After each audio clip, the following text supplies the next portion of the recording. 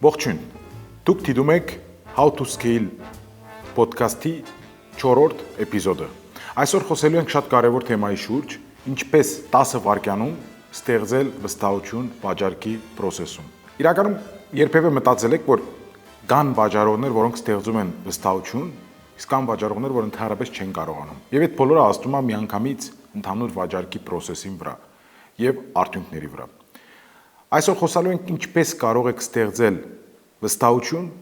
առաջին իսկ րոպեների ընթացքում։ Ինչու է վստահությունը կարևոր վաճառքի process-ում։ Պատկերացրեք, ես աշխատում եմ մի company-ում, որտեղ որ դուք մտնում եք ներս, ինձ տեսնում եք,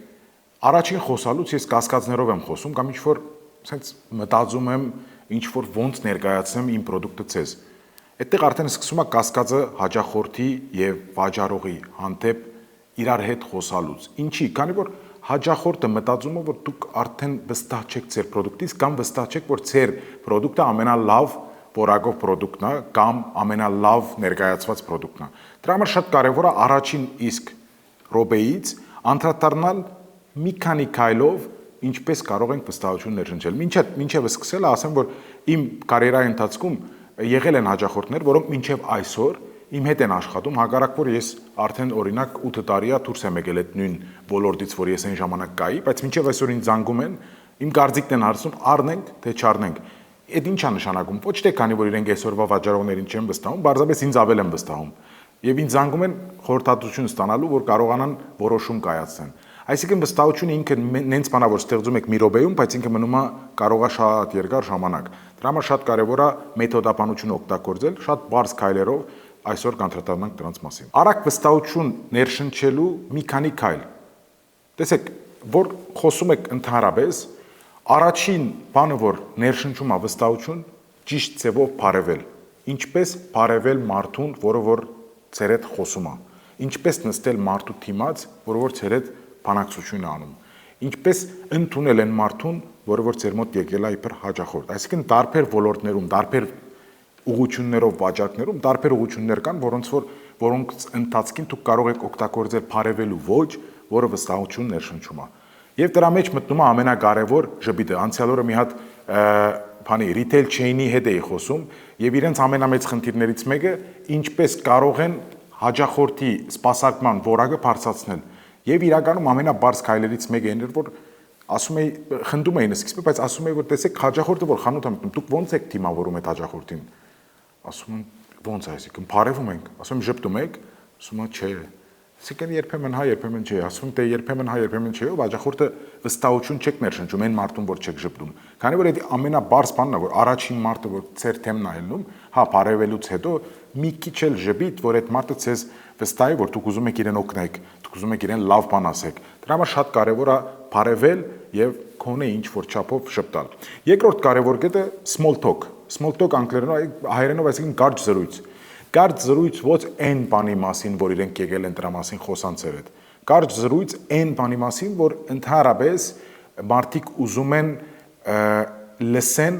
ընդհանուր քայլերով, այսինքն կարճ զրույց, որը որ կարող է լինի այդ օրվա, չգիտեմ, եղանակի մասին։ Կարճ զրույց, որը որ կարող է լինի այդ օրվա ամենատակ թեմայի շուրջ, այդ երկրում պատահող։ Այն եթե մարդը ցեզ ծանոթ է անշուշտ իրենց բիզնեսի հետ կապված, մարդիկ շատ են սիրում տարբեր բաներ խոսալ նախքան մտնելը փուն զրույցին, որը որ շատ կարևոր է այդ վստահությունը ներշնչելու եւ ճիշտ հարաբերություն կառուցելու ձեր եւ հաճախորդի միջեւ։ Իրականում երբեմն տեսեք այս փոքր վստահությունը ստեղծվում է այն րոպեին, երբ որ նույնանման բիզնեսի հետ դուք ինչ-որ հաջողություն եք ունեցել կամ նույնանման product վաճառել եք ինչ-որ մարդու այդ օրը կամ այդ շաբաթ։ Ասելով, որ տեսեք, ոչ թե այդտեղ ինքնակով կովասան կա, բայց այդտեղ վստահությունն է ներշնչում, որ դուք այդ product-ը նախ վաճառել եք ուրիշին, այսինքն մարդիկ ցեզ վստահել են արդեն ինքը հաջողված product է, երկրորդ այն բանի մասին, որ դուք կարող եք վաճառել այդ product-ը, ոչ թե քանի որ ինքը կասկածներ ունի, որ ինքը կվաճառվի կամ չի վաճառվի։ Դրա համար շատ կարևոր է ինչ որ social proof ենք ասում մենք անգլերենով իրան, այսինքն սոցիալական ապացույց, որը որ ստեղծում է այն ինչ, որ այդ մարդը եթե ցես վստահել է, ուրեմն այս նոր մարդն էլ է վստահելու։ Այսինքն շատ ենք օգտագործում մենք այդ վաճառքում, երբ որ օրինակ ասում ենք մեր պորտֆոլիոն այս մարտիկն են, այսինքն այս մարտոց հետ մենք աշխատել ենք։ Այդ ի՞նչ է ներկայացնում։ Այդ ներկայացումը բարձ վստահություն։ Օրինակ, այսինչ բանկը մեր աջախորդն է, չէ՞։ Իսկ ի՞նչ է ներկայացում ինքը, ասում ես, եթե այդ բանկը աջախորդ է, դե ուրեմն այս մարտիկ ճիշտ գործ են անում կամ պրոֆեսիոնալ մոտեցում ունեն։ Եվ ինքը շատ կարևոր է առաջին վստահություն ներսնջելուն։ Այս մարտը մեզ վստահում է, այս մարտը մեր աջախորդն է։ Այդ ստեղծում է ոչ թե ինքնակովասանք, այլ կոնկրետ վստահության ներշնչում դիմացի նոր եկող մարդուն, որը որ ձեր հետ աշխատել է։ Երբեմն նաև դա օգտագործում ենք ոչ թե նոր եկող հաջախորդին, այլ follow-up անելու դեպքում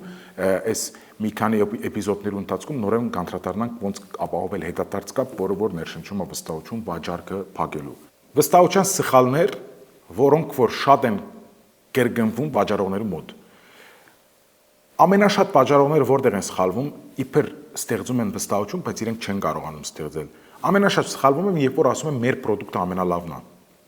Կյանքում մի ասեք, ոչ մեր պրոդուկտը ամենալավն է, ոչ էլ ասեք մեր հակառակորդ կամ մրցակցի պրոդուկտը վատն է։ Այս երկուքը ընդհանրակը վստահություն ներշնչելու փոխարեն իրենք backfire են անում, այսինքն ձեր վրա ավելի նեգատիվ են ազդում, քան պոզիտիվ։ Ինչու՞։ Քանի որ երբ որ դուք խոսում եք ձեր պրոդուկտի լավ լինելու մասին, եւ միան խոսում եք ձեր պրոդուկտի մասին, չեք ասում, որ այս պրոդուկտը օգտագործել է, այս խնդիրն ենք լուծել իրանց համար, այսինքն ասում եք լավն է։ Դե հիմա լավն է, մենք էլ ենք ուրախ, որ լավն է։ Բոլորն էլ ուրախ են ձեր պրոդուկտով, բայց այդ կարակ զարմացնեք դրանով ձեր ծնողներին, ձեր ընկերներին, ձեր շրջապատին, բայց ոչ հաճախորդին, որը որ երբեմն նույն մարդն է լինում, բայց այս դեպքում, եթե նույն մարդը չի, այդ դրանով չեք զարմացնում այդ մարդուն։ Ավելի լավ է դուք խոսակ այն պրոդուկտը, որ դուք ունեք, ինչով է խնդիր լուծել կամ ինչ տեսակի խնդիր է լուծել, որտեղ որ ավելի ճիշտ վստահություն ներշնչելով կարողանաք առաջ գնալ։ Իսկ երկրորդ ամենամեծ սխալը, որ մարդիկ չեն լսում, երբ որ դիմացի կողմը խոսում է, եւ այդ լսելու, չի լսելու խնդիրը միանգամից ստեղծում է չվստահելու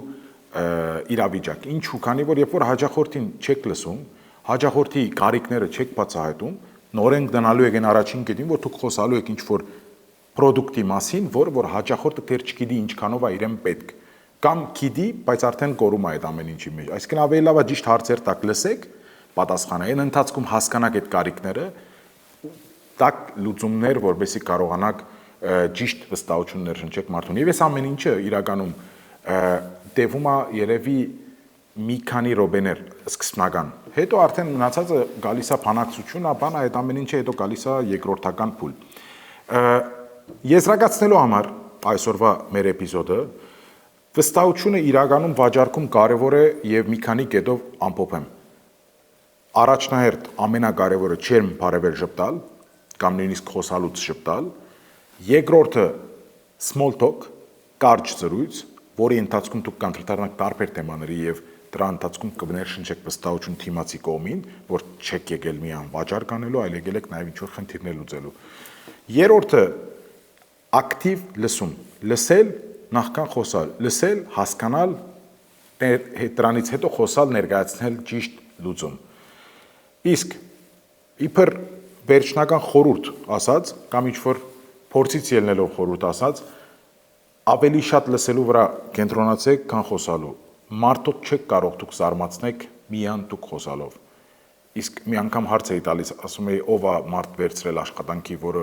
շատ է խոսում, բայց ինքը դրա համար է վերցրել, որտեղ ինքը լավ վաճառող կարա դառնա, սրա ամբողջ ցերկ բարձրացած, ասի, լավ է, բոլորդ էլ այդ սխալի միջով անցել եք, կարևորը հիմա սովորել եք, որ շատ խոսողը լավ վաճառող չի նշանակում։ Դրա համար շատ կարևոր կետերից մեկն է ճիշտ հարցեր տալ եւ լսել այդ հարցերին։ Իսկ երկրորդը վստահությունը շատ արագ ձևավորվի։ Կարևորը դուք իմանաք ոնց այդ ամեն ինչը օգտագործեք ձեր հաշվին եւ ինքը կարա լինի շատ երկարաժամկետ։ Իսկ շատ կարևոր է վստահությունը արագ ձևավորեք եւ դա պահեք ժամանակի ընթացքում։ Վստահության պահելու քայլերն էլ հետո կներկայացնենք, բայց վստահության պահելու քայլերից ամենակարևորը, որ հետեւողական լինեք այն աջախորդին եւ ավելորդ խոստումներ չտաք։ Եթե ցեզ դուր եկավ այս ամեն ինչը, հետևեք մեր էջերին, subscribe արեք եւ իմացեք նոր վաճառքի տիպսերի մասին մեր YouTube-յան ալիքով։ Հաջորդ էպիզոդներում կհանդիպենք ավելի հետաքրքիր թեմաներով։